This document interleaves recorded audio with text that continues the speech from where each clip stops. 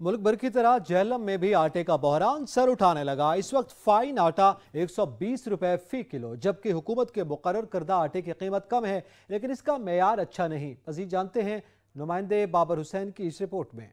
मुल्क भर की तरह जेलम में भी आटे का बहरान सार उठाने लगा। इस वक्त फाइन आटा 120 रुपए किलो, जबकि हुकूमत के मुकर्रर करदा आटे की कीमत कम है, लेकिन इसका म्यार अच्छा नहीं। जेलम के शहरी भी आटे की बढ़ती हुई कीमतों की वजह से परेशान है। ये कह सकते हैं ना कि देखिए 600 रुपये दिहाड़ लेता हूँ मैं। 600 रुपये में मैं क्या करूँ, 3 बेटियां हैं मेरी, 3 बच्चियों में मैं क्या खर्चा चलाऊँ। 600 रुपये आटे की बोरी का हिसाब लगाना है, 600 रुपये की काला आटा मिल रहा है। और जो गवर्नमेंट है वो देखिए 120 रुपये आटा है, तो मजदूर क्या करे उसे। गवर्नमेंट का आटा जो आ रहा है ना, वो तो बिल्कुल नाकस आ रहा है।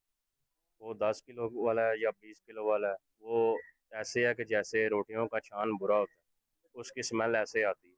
और जो फाइन आटा है इस वक्त, जो वाइट आटा हम ले रहे हैं, वो 120 रुपये हो गए। और जो मजदूर है जिसकी 1000 रुपये दिहाड़ी है, वो 10 किलो या 15 किलो का थैला कहाँ से लेगा। अगर आटे की कीमतों को कंट्रोल करने के लिए कोई इकदाम ना किए गए तो आटा जहीरा अंदोज माफिया की वजह से कई गुना महंगा होने का अंदेशा है। महंगाई से सताई अवाम के लिए अब आटा खरीदना भी मुहाल हो गया है, और वो मुतालबा करते नजर आ रहे हैं कि हुकूमत आटे की कीमतों पर नजरसानी करे और इसकी कम कीमतें करने के लिए कुछ इकदाम करे। कैमरा मैन स्नैली के साथ बाबर हुसैन, ब्यूरो चीफ सच न्यूज़, झेलम।